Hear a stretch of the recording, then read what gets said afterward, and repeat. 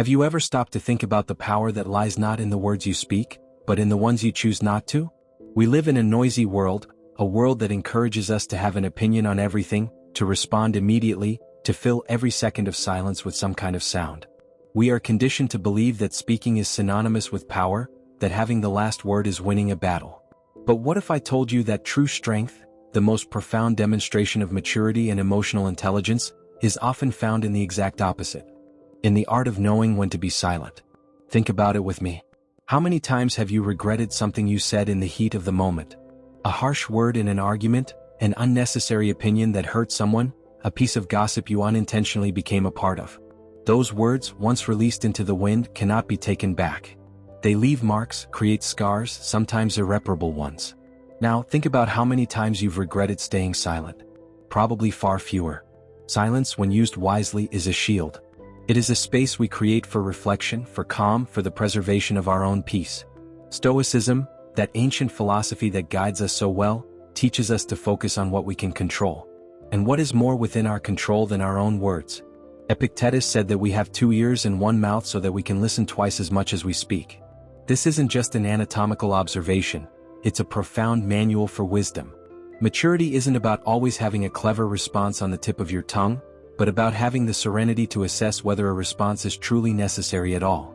In our journey today, we are going to dive deep into the ocean of silence. Not the silence of fear or submission, but the strategic silence, the silence that heals, the silence that strengthens us from within and grants us a dignity that no shout can ever achieve. We are going to uncover why being silent, in many moments, is the most courageous and intelligent act you can perform. Are you ready to discover the superpower you already possess, but perhaps have never learned how to use? The crucial difference, the silence of wisdom versus the silence of fear. Before we move forward, it is essential to make a distinction. We are not talking here about the silence that comes from omission, from the fear of taking a stand, or from passivity in the face of injustice. That is the silence of weakness. When you see something wrong and say nothing out of convenience or cowardice, you are not being mature. You are being complicit. When you swallow your own needs and feelings for fear of displeasing others, you are not being wise. You are erasing yourself. The silence we are discussing today is an active, conscious, and powerful choice. It is the silence of someone who has much to say but understands that this is not the right moment, the right place, or the right audience. It is the silence of someone who observes the chaos around them and chooses not to become a part of it. It is the silence of one who hears a provocation and, instead of taking the bait, smiles inwardly, recognizing the futile attempt to disturb their peace. I myself have confused the two. There were times in my life when I kept silent because I was afraid of conflict. I thought I was being peaceful, but in reality I was just running away. The result was an accumulation of frustration and resentment inside me. The peace I sought was false, a superficial peace that masked an internal war. The turning point came when I started practicing intentional silence. In an argument, instead of shutting down for fear of making things worse, I would become silent in order to truly listen to the other side, to process my own emotions before reacting, and most importantly to ask myself, will my words now build or destroy? Will they add clarity or just more noise? This change in intention transforms silence from a prison cell into a garden of wisdom. The first imprisons you, the second cultivates you. So, throughout our conversation, always remember, we are seeking the silence that empowers, not the one that diminishes us. Silence in arguments and conflicts, the strategy of the wise. Imagine a heated argument. Tempers are flaring, voices are rising, and each person is more concerned with defending their point of view than with understanding the other. It's a verbal battlefield. What is our primitive instinct? To fight, to retort, to attack the other's argument, find its flaws, prove that we are right. We want victory, the surrender of the opponent. Now imagine a different approach. In the midst of this storm of words, you choose silence. Not a hostile silence with crossed arms and a contemptuous glare, but an attentive silence. You stop formulating your next rebuttal in your mind and you start to actually listen. You let the other person get everything out, to empty their arsenal of arguments and emotions. What happens in that moment is almost magical. First, the other person, expecting resistance but finding a space of listening, tends to lower their own aggression. It's hard to keep yelling at someone who is calmly listening to you. Second, and more importantly, by not reacting impulsively, you give yourself the gift of time. Time for your own adrenaline to subside. Time to separate what the person is saying from how they are saying it. time to understand the pain or frustration behind their anger. The philosopher and mathematician Blaise Pascal wrote, "All of humanity's problems stem from man's inability to sit quietly in a room alone. In a fight, your room is your inner silence. By retreating into it, you are not fleeing the battle. You are ascending to a strategic high ground from where you can see the entire battlefield instead of just the trench you were in. When the other person finishes and silence settles, your next words will have immeasurable power. You can say something like, 'I've heard everything you said. From what I understand, what upset you the most was.' This is completely disarming. It shows that you weren't just waiting for your turn to speak, but that you were genuinely trying to comprehend. At that moment, the argument ceases to be a competition and has the potential to become a collaboration to solve a problem. Knowing when to be silent in a fight is not a sign that you have no arguments. On the contrary, it's a sign that your arguments are so precious that you won't waste them in the crossfire of irrationality. You wait for the dust to settle to present your ideas with clarity and calm, where they can be truly heard. That is maturity. It is choosing peace over being right. And in the end, peace is the only victory that truly matters. In the workplace, the silence that builds respect. The corporate world is a complex ecosystem. There's constant pressure for visibility to show your work, to add value. Many believe this means speaking up in every meeting, having an opinion on every project, and always being at the center of conversations. However, the wise use of silence in the workplace can be one of the most powerful tools for building a solid and respected career. Think of those meetings where everyone talks at once, repeating ideas or making comments just to mark their presence. Now, think of that person who rarely speaks, but when they do, everyone stops to listen. Why? Because their words are perceived as valuable, weighted, and well thought out. This person doesn't waste others' attention on trivialities. They use silence to observe, to analyze the flow of the conversation, to identify the gaps, and then to intervene with a sharp question or a solution that no one had considered. Their silence creates a vacuum of expectation that is filled with words of substance. Another minefield at work is gossip, the office grapevine. Participating in these conversations might seem like a way to fit in, to create bonds. But it's dangerous territory. Speaking ill of an absent colleague, spreading a rumor, making a cynical comment about a boss. Every word is a brick you use to build your own reputation. And what kind of reputation do you want to have? That of someone trustworthy, discreet, and focused on their work, or that of someone who feeds on others' drama? Knowing when to be silent in the face of gossip is an act of monumental integrity. When someone comes to you with some hot news about another person, you have a few options. The most powerful is to simply not engage. Subtly change the subject or say something neutral like, "I see, but I really need to focus on this report right now." You don't need to lecture them. Your silence and refusal to participate are the lesson. Over time, people will learn that you are not the audience for that kind of content, and your work environment will become cleaner, more professional. You become a safe harbor of confidentiality, and that is an invaluable quality. Marcus Aurelius, the emperor philosopher, wrote in his Meditations about the importance of not being distracted by the insignificant actions of others, but focusing on one's own actions and thoughts. Waste no more time arguing about what a good man should be. Be one. In the workplace, this translates to, waste no more time talking about others' work. Do your own and do it well. Let the quality of your output speak louder than any words. Silence in this context is not empty. It is filled with focus, productivity, and integrity. And that, my friend, is something no eloquent speech can ever surpass. Silence in personal relationships. The listening that connects. If there's one place where the art of silence is transformative, it's in our most intimate relationships, with partners, family, and friends. Often, what the people we love need most from us is not our advice, a solution, or our opinion. It is our silent, attentive presence. How many times has a friend come to vent about a problem and before they even finished, we were already jumping in with, "You should do this," or, "If I were you?" This is our eagerness to fix things to be useful. But most of the time, this attitude communicates something else.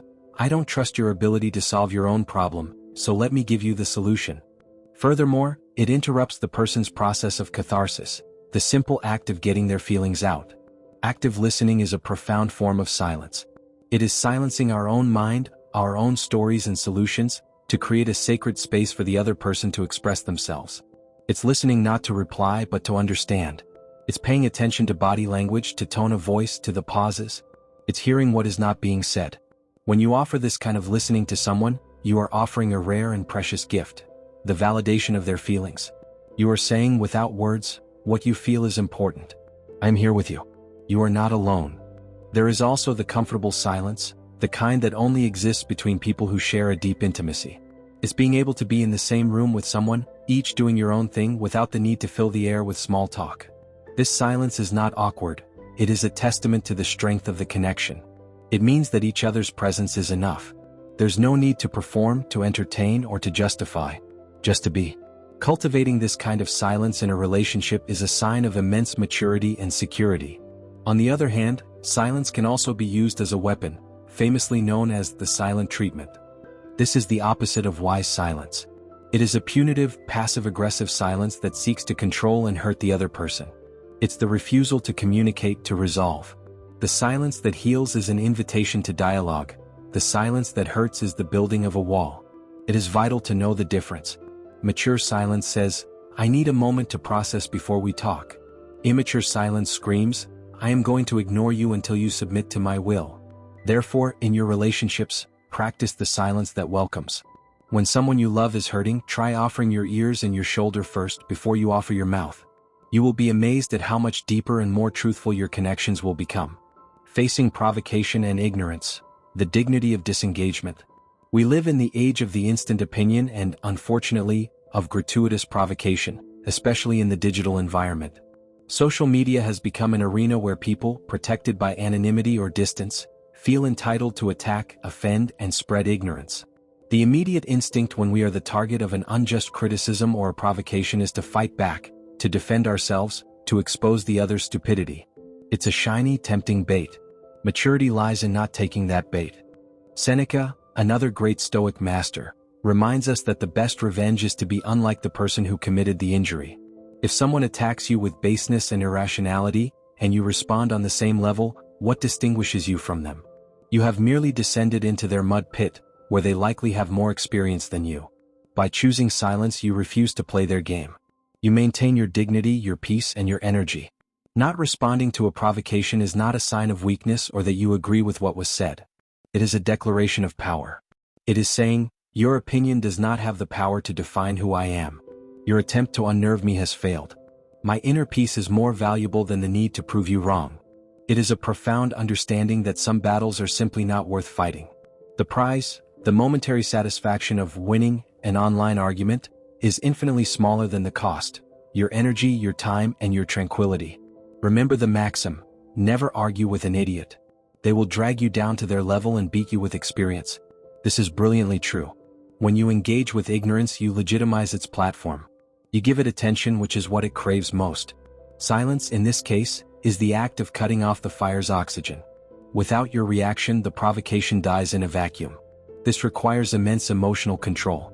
You have to swallow your ego, which screams for justice and retaliation. But every time you manage to do it, you strengthen your emotional intelligence muscle. You train yourself to be less reactive and more proactive. You become the master of your emotions instead of a slave to them. The next time you encounter a malicious comment, a hater, or someone trying to provoke you, experiment with the power of the block button or simply of selective ignorance. Feel the temptation to respond, observe it, take a deep breath, and then get on with your day. You will find that, minutes later, it has already lost its importance. The peace you preserved, however, will remain with you. That is the true victory. Silence as a tool for introspection and self-knowledge. So far, we have spoken much about silence in relation to the external world. But perhaps its most vital function is to connect us with our inner world. In our frantic daily lives, we are constantly bombarded by stimuli. Notifications, emails, news, music, podcasts, conversations. We rarely allow ourselves to be in absolute silence. And it is in this silence that our inner voice, our intuition, finally gets a chance to be heard. When you allow yourself to be silent, without distractions, what emerges? At first, it can be uncomfortable. The mind, accustomed to noise, may become restless, bringing up worries, to-do lists, anxieties. But if you persist, if you push through that first layer of mental noise, you begin to access a deeper place. It is there that you find clarity about your true feelings. It is there that you can reevaluate your values and ask yourself if your actions are aligned with them. Silence is the fertile ground for creativity. Great ideas rarely arise in the middle of a noisy meeting. They emerge in a moment of quiet, during a solitary walk, in the shower, or just before falling asleep. It is when the conscious mind relaxes its guard that the subconscious can make its brilliant connections. If you feel creatively blocked or are facing a complex problem for which you can find no solution, the answer may not lie in seeking more information, but in seeking more silence. Give your mind space to work in the background. The practice of meditation at its core is a training for silence. It is learning to observe your thoughts without clinging to them, like clouds passing in the sky. By doing so, you create a distance between you and your thoughts, realizing that you are not your thoughts. This realization is liberating. It gives you the power to choose which thoughts to invest your energy in. Set aside moments of silence in your day. It could be the first 10 minutes of the morning before you pick up your phone. It could be a screen-free lunch break, just you and your food. It could be an evening walk without headphones. Treat these moments as sacred appointments. In them, you are not doing nothing. You are doing the most important thing of all, reconnecting with yourself. You are listening to yourself. And by listening to yourself, you learn to respect yourself, to understand yourself, and to guide yourself through life with more wisdom. The maturity you show the outside world through silence is, in fact, a reflection of the silent, profound conversation you have learned to have with yourself. The paradoxical conclusion: knowing when to be silent to know how to speak. And here we arrive at the highest point of this wisdom, the great paradox. The goal of learning to be silent is not to become a mute or passive person. The goal of mastering silence is, in fact, to learn to speak with more power, purpose, and impact. When you practice silence, you become a curator of words. You understand their value and stop wasting them. Your verbal economy means that when you do decide to speak, your words carry greater weight. People listen more attentively because they know that if you are breaking your silence, it is because you have something truly important to say. Knowing when to be silent teaches you to choose the perfect timing. You learn to sense the right moment to intervene, the time when your audience is most receptive, the instant when your words will have the maximum effect. You stop throwing seeds on barren soil and learn to wait for prepared ground. Knowing when to be silent teaches you to speak with more empathy. Because you have spent more time listening, you better understand the perspectives, pains, and needs of others. Your speech, then, ceases to be a monologue about your own ideas and becomes a dialogue that connects, that resonates, that builds bridges.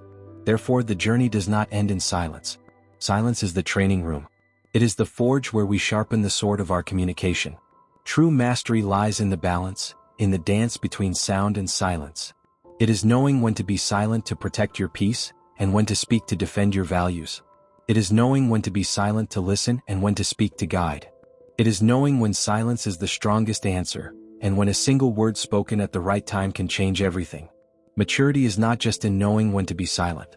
The ultimate maturity is in knowing, with profound wisdom, the difference between the time for silence and the time for speech. End of main script, beginning of conclusion/CTA. This reflection on silence is an invitation to swim against the current of a world that pushes us toward constant noise. It is a reclaiming of an ancient power that we all possess. The power to choose, to observe, to preserve our energy for what truly matters. Every time you choose wise silence over an impulsive reaction, you take a giant step toward your own inner fortress, toward the serenity the Stoics so ardently sought. Challenge yourself in the coming days. Observe the situations where your first impulse is to speak. In an argument, in a round of gossip, in the face of a provocation. Pause for a moment. Breathe. And ask yourself, what can silence offer me in this moment? You might be surprised by the clarity, peace, and power you find in that pause. And you, at what point in your life was silence your greatest teacher? What was a situation where saying nothing was the smartest thing you ever did? Share your story in the comments. Your experience enriches our community and helps us learn collectively. Let's use this space to exchange wisdom, not just words. If this journey into the power of silence resonated with you and brought you a new perspective, please leave a like so that more people can find this content. And if you want to continue strengthening your mind, cultivating your emotional intelligence, and seeing life with more wisdom, subscribe to the channel. With each video, we take another step together in this quest for a more fulfilling and conscious life. Until next time.